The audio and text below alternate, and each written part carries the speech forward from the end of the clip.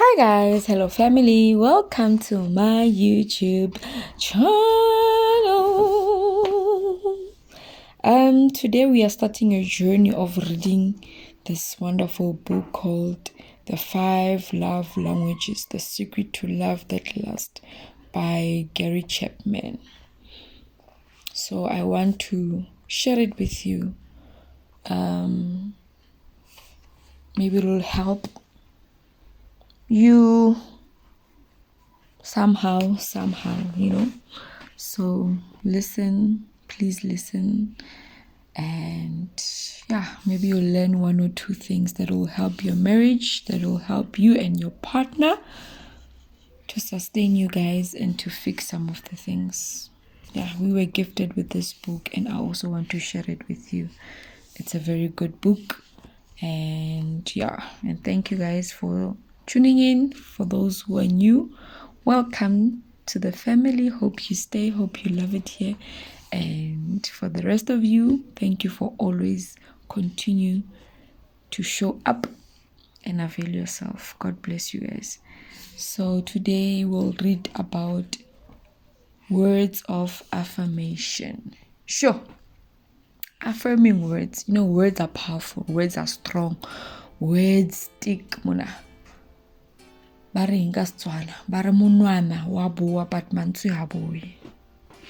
you say it in English? How do you say it in English? Words don't return, but a finger returns or comes back. Ne? Hey, So let's read and let's hear about the power of words to our spouses.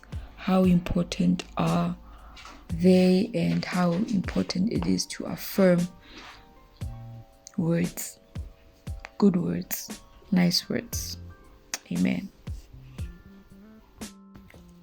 Words of affirmation. Mark Twain said, "I can live for 2 months on a good compliment." If we take Twain literally, 6 compliments a year would have kept his emotional love tank at an operational level. Your spouse will probably need more. One way to express love emotionally is to use words that build up. Solomon, author of the ancient Hebrew wisdom literature, wrote, "The tongue has the power of life and death." Many couples have never learned the tremendous power of verbally affirming each other. Verbal compliments or words of appreciation are powerful communicators of love. They are best expressed in simple, straightforward statement of affirmation such as, "You look sharp in that suit." "Do you ever look incredible in that dress?" "Do you ever look incredible in that dress?" Wow. I really like how you are always on time to pick me up at work.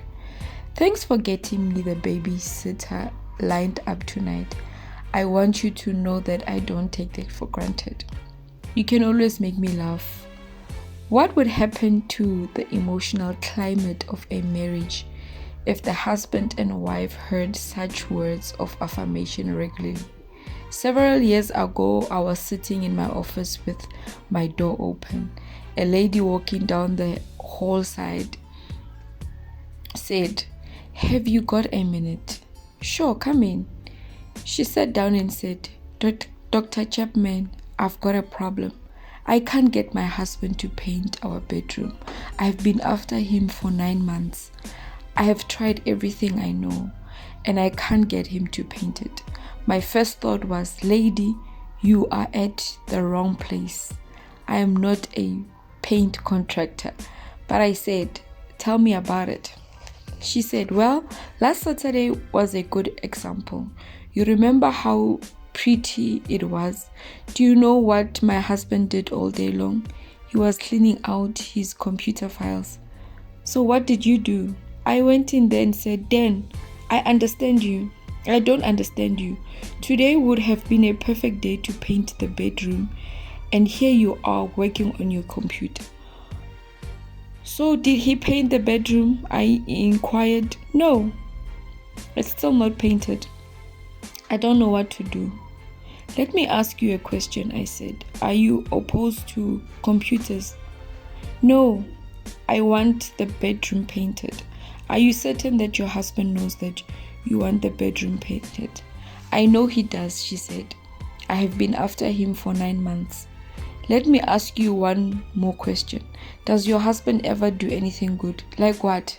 Oh, like taking the garbage out, or putting gas in the car, or paying the electricity, or running to the store to get milk and toilet paper. Yes, she said. He does some of those things. Then I have two suggestions. One, don't ever mention painting the bedroom again.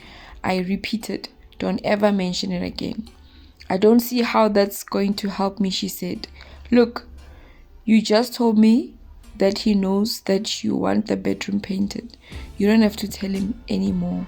He already knows. The second suggestion I have is that the next time your husband does anything good, give him a verbal compliment. If he takes the garbage out, say, Dan, I want you to know that I really appreciate your taking the garbage out. Don't say, about time you took the garbage out. The flies were going to carry it out for you. If you see him paying the electricity, put a hand on his shoulder and say, Dan, I really appreciate you paying the electric bill. I hear there are husbands who don't do that, and I want you to know how I appreciate. Or, I really appreciated you running out to the store when I had to finish that project. Every time he does anything good, give him a verbal compliment. I don't see how that's going to get the bedroom painted, I said. I asked for an advice. You have it. It's free. She wasn't happy with me when she left. 3 weeks later, however, she came back to my office and said, it worked. She had learned that verbal compliments are far greater motivators than nagging words. That's powerful. I'm not suggesting verbal flattery in order to get your spouse to do something you want. The object of love is not getting something you want, but doing something for the well-being of the one you love. It is a fact, however, that when we receive affirming words, we are far more likely to be motivated. Hallelujah. The power of, speaking right, man. Affirming good words. Affirming good words.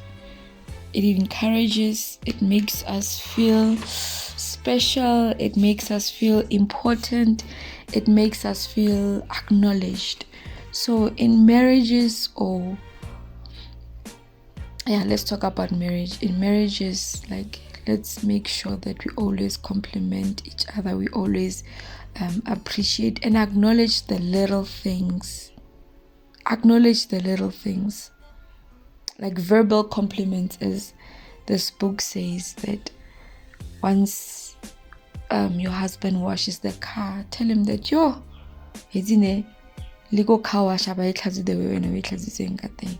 see he will smile and give you that, that smile that I hear you, baby. So, man, they cheer you up, man. They make you feel noticed. Le husband mara ofisite. Like the food is burnt, but him saying, your food was delicious. You make the best rice ever. You make the best pap ever. I like how you cut your onions. I like how you make gravy or something. The dress looks so fine on you. Those shoes, the little things. I like how you make my cup of coffee. Guys, let's make our love tank full, man, not empty. This is a good book, but you guys should get it. Encouraging words. Giving verbal compliments is the only way to express words of affirmation to your spouse. Another dialect is encouraging words. The word encouragement to inspire courage. All of us have areas in which we feel insecure. We lack courage, and that lack of courage often hinders us from accomplishing the positive things that we would like to do. The latent potential within your spouse in his or her areas of insecurity may await your encouraging words. Ellison had always liked to write. Late in her college career, she took a few courses in journalism. She quickly realized that her excitement about writing exceeded her interest in history, which had been her academic major. It was too late to change majors, but after college, and especially before the first baby, she wrote several articles. She submitted one article to a magazine, but she received a rejection slip. She never had the courage to submit another. Now that the children were older and she had more time to complete it, Ellison was writing again. Keith, Ellison's husband, had paid little attention to Ellison's writing in the early days of their marriage. He was busy with his own profession and trying to make a place for himself in the world. In time, however, Keith had realized that life's deepest meaning is not found in accomplishments, but in relationships. He had learned to give more attention to Ellison and her interests, so it was quite natural one right for him to pick up one of Ellison's articles to read it. When he finished, he went into the den where Ellison was reading a book. With great enthusiasm, he said, "I hate to interrupt your reading, but I have to tell you this. I just finished reading your article on making the most of the holidays. Ellison, you are really good. This stuff ought to be published. You write clearly. Your words paint pictures that I can visualize. You have great ideas. You have to submit this to some magazine." "Do you really think so?" Ellison asked. "I know so," Keith said. "I am telling you, this is good." When Keith left the room, Ellison did not resume her reading. With the closed book in her lap, she dreamed of 30 minutes about Keith had said. She wondered if others would view her writing the same way he did. She remembered the rejection slip she had received years back, but she reasoned that she was a different person now. Her writing was better. She had more experiences. Before she left the chair to get a drink of water, Ellison had made a decision. She would submit her articles to the same magazine. She would see if they could publish. Keith's encouraging words were spoken many years ago. Ellison has had numerous articles published since then and now has a book contract. She is an excellent writer, but it took the encouraging words from her husband to inspire her to take the first step and for getting the article published. Encouraging words. Yes, you can do it, my love. Yes, you can do it. Keep pushing. Encouraging words. This is for you. This is made for you. You are born for this. Even though you say, hey, kunzima, but you encourage. Perhaps your spouse has untapped potential in one or more areas of life. That potential may be awaiting your encouraging words. Perhaps she needs to enroll in a course to develop that potential. Maybe he needs to meet some people who have succeeded in that area, who can give him insight of the next step he needs to take. Your words may give your spouse the courage necessary to take the first step. Your words. Please note that I'm not talking about pressuring your spouse to do something that you want. I'm talking about encouraging him to develop an interest that he already has. For an example, a wife might pressure her husband to look for a better job, but the wife thinks she's encouraging her spouse, but to him it sounds more like condemnation. But if he has the desire and motivation to seek a better position, her words will blister his resolve. Until he has that desire, her words will come across as judgmental and guilt.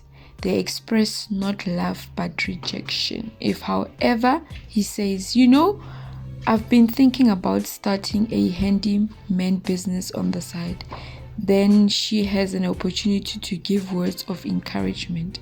Encouraging words would sound like this: if you decide to do that, I can tell you one thing: you will be successful. That's one of the things I like about you. When you set your mind on something, you do it. If that's what you want to do, I clearly do everything I can do to help you. Such words may give him the courage to start drawing up a list of potential clients. Encouragement requires empathy and seeing the world from your spouse's perspective. We must learn what is important to our spouse. Only then can we give encouragement. With verbal encouragement, we are trying to communicate. I know I care. I'm with you. How can I help? We are trying to show that we believe in him and in his abilities. We are giving him credit. We are giving credit and praise. Most of us have more potential than we will ever develop. What holds us back is often courage. A loving spouse can supply that all important catalyst. Of course, encouraging words may be difficult for you to speak. It may not be your primary love language. If you have a pattern of critical and condemning words, it may take great effort for you to learn the second love language. We must say kind words. Love is kind. If then we are to communicate love verbally, we must use kind words. That has to do with the way we speak. The same sentences can have two different meanings depending on how you say it. The statement "I love you," when said with kindness and tenderness, can be a genuine expression of love. But what about "I love you"? The question mark changes the whole meaning of those three words. Sometimes our words say one thing, but our tone of voice says another.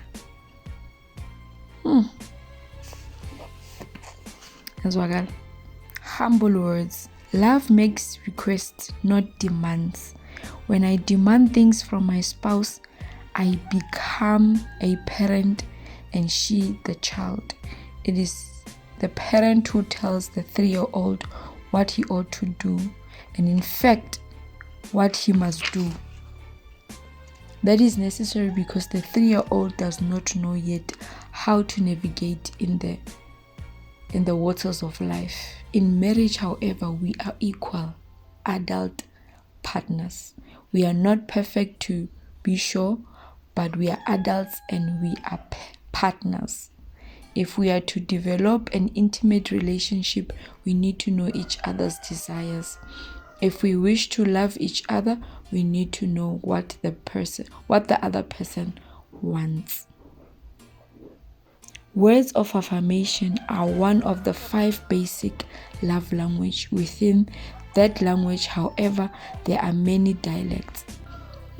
Powerful, eh? So words are very powerful. We must be careful how we say things, the tone of words. Excuse my chickens, guys. So Let us affirm our spouses every day that they're doing good,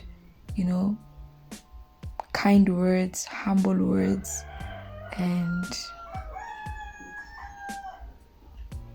it'll keep your marriage, it'll keep your spouse happy. You'll be both happy. So, and let your spouse know what you would really love to hear from them every day. Good morning, my love. Good morning, Thandwa Sam. I love you. Those compliments when you dress up, he must compliment you. I always remind my husband, so it's because it's what I love. It's my love language.